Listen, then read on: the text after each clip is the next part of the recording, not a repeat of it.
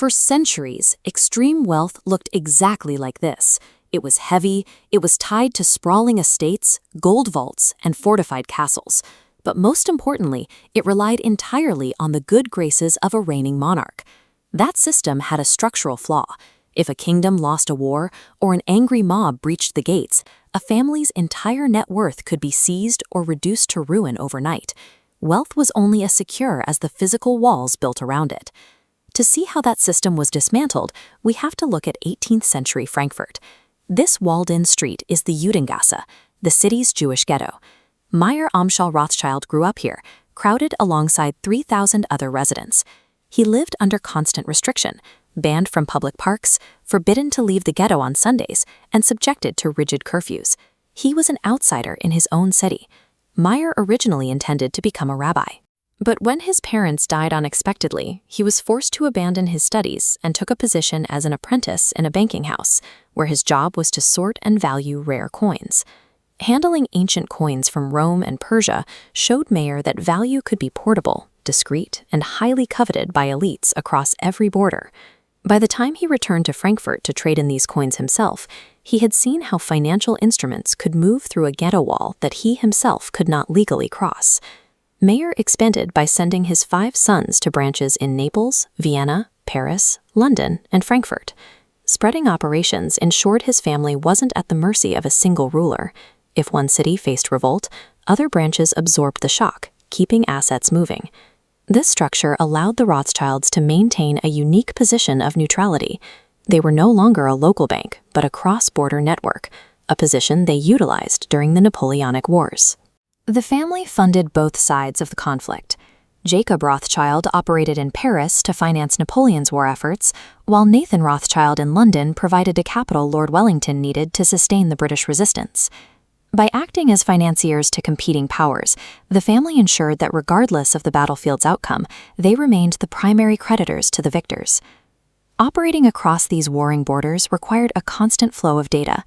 Nathan Rothschild in London realized that in a volatile market, being the first to receive news of a battle was as profitable as the victory itself. He invested in a private network of couriers to outpace official dispatches. These writers bypassed standard channels, delivering more updates directly to Nathan's desk. In 1815, this system allowed Nathan to learn of Napoleon's defeat at Waterloo a full day before the British government. He used this lead to buy up British bonds while the market remained in a panic, selling them for an enormous profit once the official news of the victory finally arrived. The Rothschilds had demonstrated that by controlling the flow of information, a private family could secure a financial advantage that neither competitors nor the state could match. Unlike traditional nobility tying fortunes to land, the Rothschilds focused on liquid instruments, bonds, debts, and stocks. By holding paper instead of gold, wealth became mobile. There was no physical vault to raid and nothing for a mob to destroy. Hostile climate? Assets simply moved. While liquidity protected the wealth from outsiders, Mayon used his will to protect the fortune from being diluted by his own heirs. He dictated that only male descendants could inherit the family's wealth. To keep this capital consolidated, the family turned inward, with the majority of Rothschild marriages in the 19th century occurring between first or second cousins. By making their assets liquid and their leadership a closed loop, they created a financial structure largely insulated from the political and social upheavals of the era. As the 19th century progressed, the family shifted from funding wars to bankrolling the infrastructure of a rapidly industrializing world. When the British government needed to secure a controlling stake in the Suez Canal, they turned to the Rothschilds for a £4 million loan provided on very short notice. This move secured a critical trade route and cut the voyage time to India by weeks. In southern Africa, Rothschild capital supported the activities of Cecil Rhodes, providing the financial weight required to establish the De Beers diamond monopoly. Their influence reached the United States as well, where their financial backing through the National City Bank of Cleveland helped John D. Rockefeller consolidate the American oil business into Standard Oil. From shipping lanes to industrial monopolies, Rothschild capital acted as the silent partner to the major geopolitical and economic shifts of the century. Despite their successes, the family was not immune to the volatility of the 20th century, which tested the limits of their decentralized system. The Naples branch was the first to close after the city was captured by Italian nationalists under Giuseppe Garibaldi. Years later, the original Frankfurt branch closed simply because there were no male heirs left to lead it.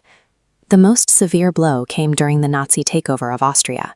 The family's Vienna branch was seized, its members imprisoned, and their homes and art collections confiscated by the state.